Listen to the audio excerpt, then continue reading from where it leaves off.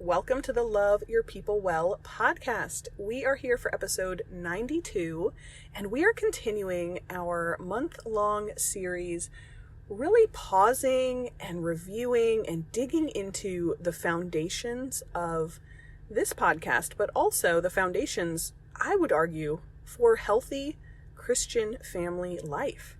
The pillars of this podcast are love God, love yourself, love your family, and love others. And I firmly believe that those are really not the pillars of the podcast, but those are just the pillars of life. If you want to live a healthy and happy and holy life, you want to have a great marriage, you want to have a great relationship with your kids, you want to go to sleep at night feeling like today was worth it, like I had purpose and I'm connected to the Lord, I know what I'm doing. I don't mean everything is perfect, but I mean you have that sense of peace about your life, about your family life. If you want all of that, these are the pillars that need to be the foundation for your life and for your family. And so that's why we're spending this month taking them one by one, and we're actually breaking the love your family well pillar into two. So today we're going to talk about loving your husband. Next week we will talk about loving your kids. Because I want us to get practical, not just to have this abstract idea of like, well, of course God is first. Of course I need to take care of my mental health. Of course I want to invest in my marriage. But how the heck do we do that? How do we do that when life is busy? How do we do that when we're discouraged? How do we do that when we have no margin and we feel like we're drowning? Like, how do we get back on track and live practically so that these priorities stay front and center in our lives, no matter what is going on? And so that looks a little different with a husband versus your child. And so that's why we're actually breaking that one pillar into two conversations. And so today's episode, just like the last few weeks, this will be a recording from a Facebook Live event that I did inside our private Facebook group during our anniversary celebration. So if you listened to that, if you were a part of the group already and you tuned in a few months ago during the celebration, I trust that it will be a helpful review to listen to it again. I know that I get something new every time I open the Bible, every time I re-listen to especially something foundational where it's just like, oh, that hit home. My life is a little different today than it was then. Like, I need that reminder. I need that encouragement. So whether you listened in the Facebook Live or you don't join us in the group or you're just here on the podcast, wherever you are at, I know this will be a helpful and encouraging and practical conversation. So we are diving in today with, again, that replay of our Facebook Live about 3 practical ways to love your husband well, even when life is crazy, even when your marriage might not feel perfect. I hope that these ideas are helpful, and you can always find our episodes in kind of a blog style format if that's a good fit for you, or maybe you want to share it with a friend. The show notes, that's what I call them. Maybe I should call it a blog. I don't know. They're always on the website for each episode. So you can just head over to loveyourpeoplewell.com/092, and you will see all the notes from today, along with some links to other resources or other podcast episodes that connect with a healthy marriage. So lots of stuff there that goes a little bit above and beyond what we're talking about just on the podcast. So, my friends, without any further ado, without any further introduction, let's dive into our conversation about practical ways to love our husbands well. Welcome to the Love Your People Well podcast. We're here to build healthy, happy, and holy family relationships. I'm Jess, a marriage and family therapist, a Christian, a wife, a mom, and I believe God creates us for relationships with Him and with each other. So if you want to build a strong marriage, connect with your kids, find peace and purpose at the end of those crazy days, and keep Jesus at the center of it all, you're in the right place. Stick around, friend, and let's get started. Hey, everybody. Welcome to day 3 of our 1-year podcast anniversary celebration. We are ready to talk today about pillar number 3 of the podcast. The third pillar is loving our family well. And we are actually going to break that into 2 nights. Today we're going to talk about loving our husband well. And tomorrow we'll talk about loving our kids well, because they're all our family, but those are pretty different relationships. And so I thought it would be helpful when we think about those really practical steps. It can and should look a little bit different of how we love our husband and how we love our kids. So I am really excited. If you haven't yet circled back to the conversations about 3 steps to loving God well, 3 steps to loving yourself well, you definitely want to hop back and check out those, because those steps are really foundational to be able to do the things we're going to talk about when it comes to our family. When life is busy, chaotic, overwhelming, sometimes it's discouraging and we're so easily distracted. I think for a lot of us, focusing on our family is the most natural place to start. We see them every day. We interact with them every day. There's a lot of emotion and history and future built into these relationships.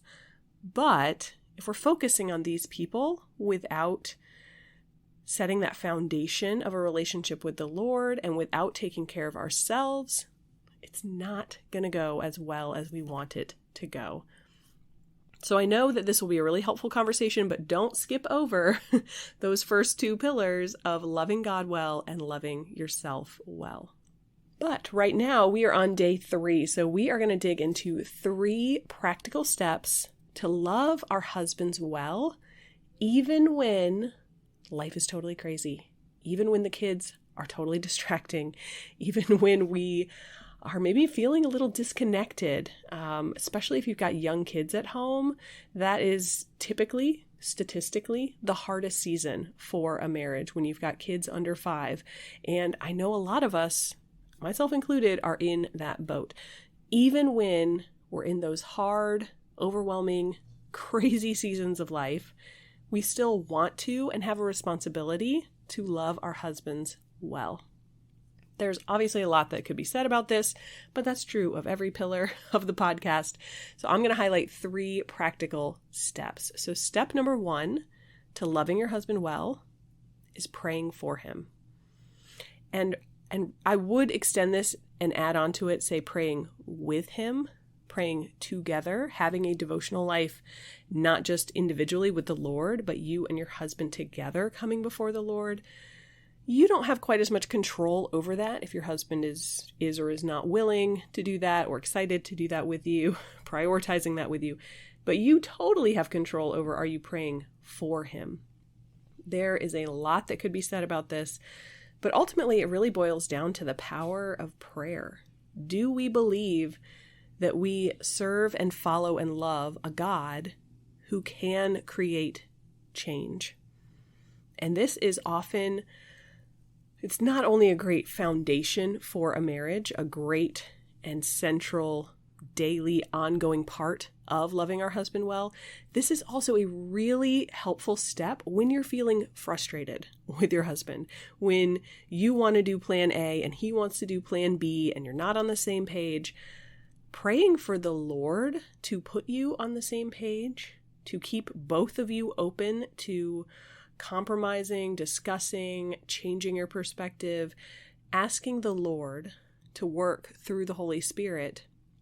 That's the best way to create change in your marriage, because he has power, he has influence in ways that you never will. Whether your husband is actively seeking him or not, God's plans are never held back by what we do or do not do. We just get to be invited to be a part of it. So that is step number 1. If you want to love your husband well, if you want a strong, healthy, happy marriage, you have to be praying for your husband. And just to get even a little more practical than that, one of my really helpful tools here is a note card and actually writing out in advance. Like I have a little note list of the things that I want to pray for my husband based on the season of life that we're in. If I know he's struggling with something, if I know he's excited about something or something's coming up, if I am really being challenged by something as a wife, anything, goes on that list so that in the moment when I'm praying, I don't have to try to think of it all. If I'm feeling stuck, especially, I can pull that out and just pray through these things that I long for the good of my husband and the good of our marriage. The second step that I would highlight here, we all need to give our husbands the benefit of the doubt. And often that's a lot easier at the beginning of our marriage because frankly, we just haven't had as much time to disappoint each other, to see the ins and the outs and the good and the bad and the messy and the ugly. And the more that life goes on and we mutually, because this goes both ways, we disappoint each other, or we hurt each other, or we completely unintentionally let the other person down, it gets harder and harder to assume the best about our husbands. And it's particularly difficult with our husbands because we know this is such an intimate relationship. This is the person who is supposed to get it and get me and help me and be there for me. And so when he's not, which happens for all of us because you are a sinner who married a sinner, hopefully all saved by grace and in God's family, but still struggling with the brokenness of the world and the temptations of our flesh. And so we will be disappointed at some point in our marriage. It is simply a reality of life. But you can make a big difference by how you think about and approach your husband. When something unexpected happens, or he does something or says something that rubs you the wrong way, or is disappointing to you or frustrating to you, does your mind automatically jump to blaming him or coming up with the worst possible scenario for why he's doing what he's doing? Or can you pause that and give him the benefit of the doubt? Ask him why he did what he did, or ask him to explain a little bit more about his thinking or his perspective or his opinion. Obviously, the context of the situation would change how you do this, but that is the second step to really loving our husbands well, even when life is totally crazy. And it's so easy at those moments to just get on autopilot and we just react how we react and we move down the same path we've moved down 1,000 times before. If we can pause that process, give him the benefit of the doubt, invite him into that conversation about your insecurities or your doubts or your frustrations or whatever it is. I'm not saying that conversation is always going to go well. It may or it may not, but it is giving him an opportunity. It is loving him enough to say, I'm not going to just let my mind run down the path of the worst possible scenario of what's happening here and assume the worst about you. I'm going to assume the best, and I'm going to engage you and seek to understand what is going on. And then our third step, which could easily, has been books upon books and could easily be multiple podcast episodes. I'm going to keep it short and sweet because that's my goal with these Facebook Lives every day this week. Our third step is to submit to our husbands out of reverence for Christ. That's not my words, my friend. That is a direct quote from Ephesians chapter 5, verse 21. Now, it's not a direct quote. Fine. In the actual quote, it's talking to husbands and wives, but you're the wife and we're having this conversation. Submit to one another out of reverence for Christ is what the specific verse says. That's the NIV version. If you go on there through the rest of Ephesians 5, it talks to wives about submitting. It talks to husbands about loving their wives. And it concludes in verse 33, reminding the wife that she must respect her husband. So we must submit respectfully. Now, I'm not going to open all the doors that conversation can open. Submit is a word that has a lot of baggage in our modern day and in our culture, and maybe just in your own personal life. I'm a counselor. I've worked with many women who have very, very genuine and understandable struggle submitting to their husbands. What I want us to focus on tonight is the second half there of verse 21. Why is it that God would say, submit to one another out of reverence for Christ? It's because of the reverence for Christ. It's not because your husband will always deserve to be respected. And it's not because he will always deserve and earn submission. It is because we submit to Christ. Christ is in charge of your husband. Your husband will stand before his throne one day and account for his actions toward you, toward your kids, toward your family, in your marriage, let alone everything else in his life. And you will similarly, but individually, stand before the Lord and have to explain or talk through. I mean, he'll know more than you ever know about why you did or didn't submit and what that looked like, what those struggles were. So what I am saying for us today, as we think about these 3 steps, practical steps when life is totally crazy, one of them has to be submission to Christ, which plays out in our homes with submission to our husbands. And like I said, there is a lot of nuance that could be said there. Obviously, if we both, husband and wife, are living out verse 21, we are actually submitting to one another out of reverence for Christ. That's the ideal. It makes it a lot easier because you know you're not doing it alone. Not every marriage is actually in that position at this moment in time. So I'm not trying to open a can of worms, not trying to frustrate or anger or create distress for anyone, but I am trying to help you love your husband well by following God's word.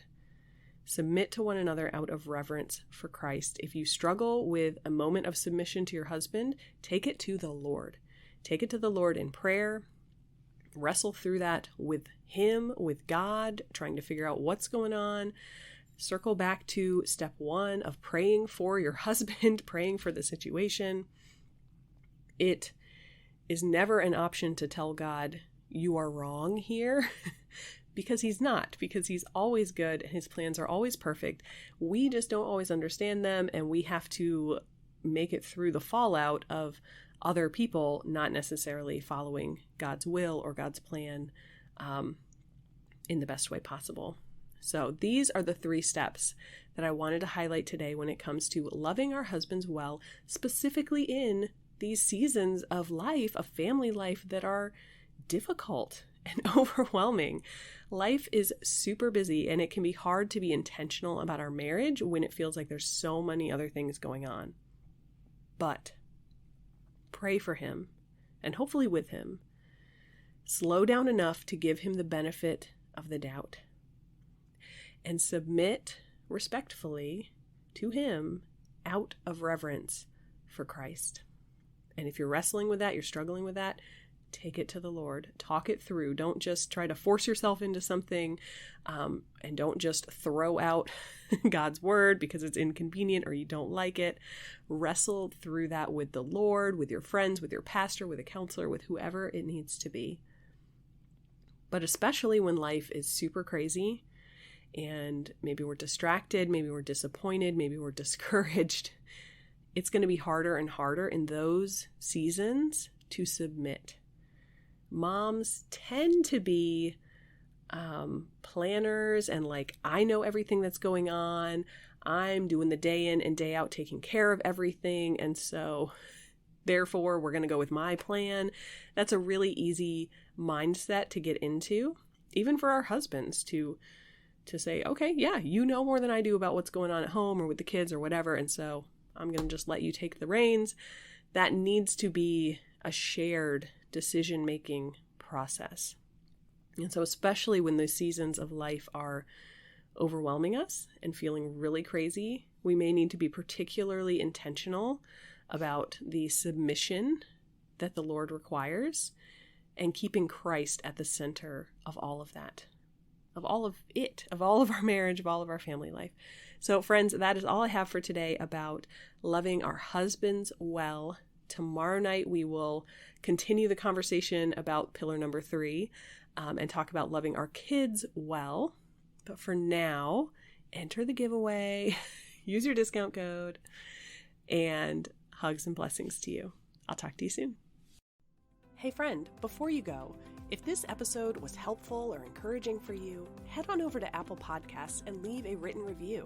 It not only encourages me, it helps other women connect with this community. And you know what else? You have a chance right now to love your friends well. Copy the link to this episode and send it in a text to someone who you know needs to hear today's conversation. Or just take a screenshot, post it in your Instagram stories, and tag me at Love Your People Well.